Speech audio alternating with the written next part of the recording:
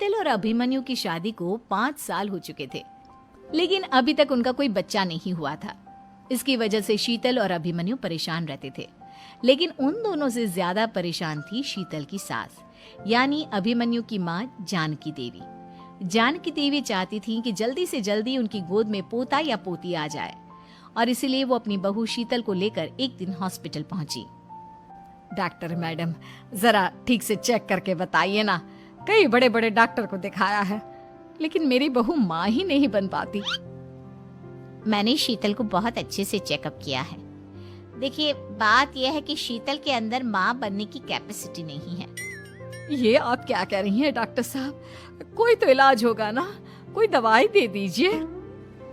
देखिए, कुछ प्रॉब्लम ऐसी होती है जिनका कोई ट्रीटमेंट नहीं होता। आई एम सॉरी टू से, लेकिन शीतल कभी माँ नहीं बन सकती, क्योंकि उसके यूट्रस में अंदर से ही कुछ प्रॉब्लम है।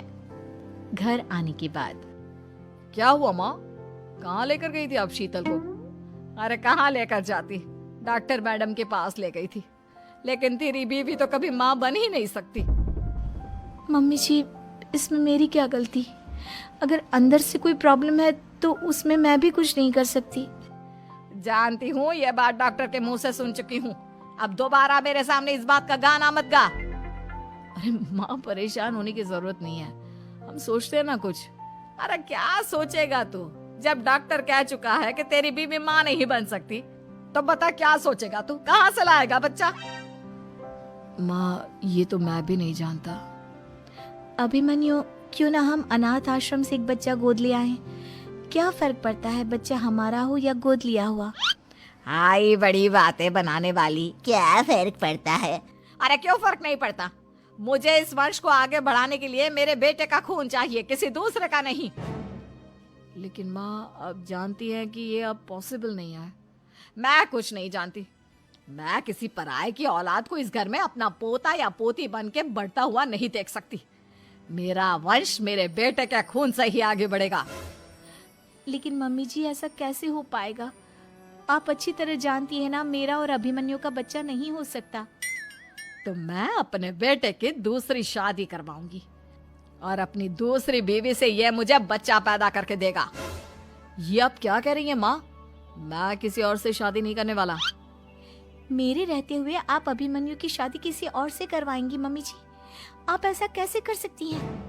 तू बस देखती जा बहू, मैं ऐसा कैसे कर सकती हूँ। कुछ दिनों के बाद, अभिमन्यु, मैंने तेरे लिए लड़की ढूंढ ली है।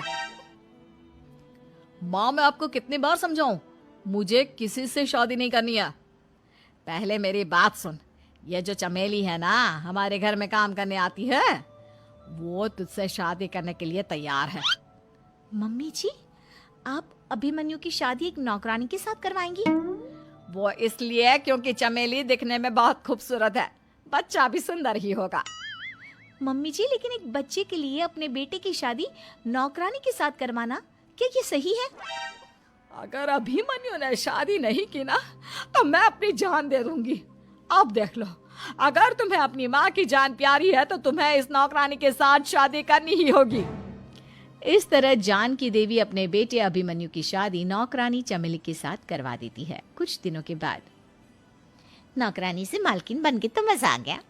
अब तो मैं इस घर की मालकिन हूँ। देखो, अपने आप को ज्यादा मालकिन समझने की कोशिश मत करो। एक बार तुम्हारा और अभिमन्यु का बच्चा इस दुनिया में आ जाए, उसके बाद तुम इस घर से हमेशा के लिए चली जाना।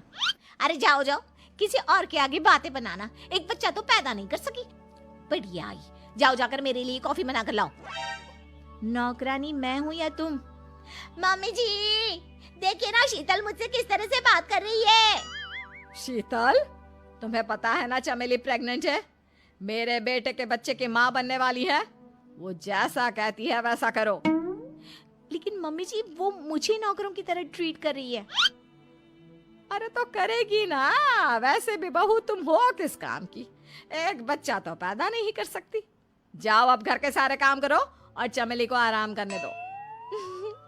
थैंक यू मम्मी जी, भगवान आपका भला करे।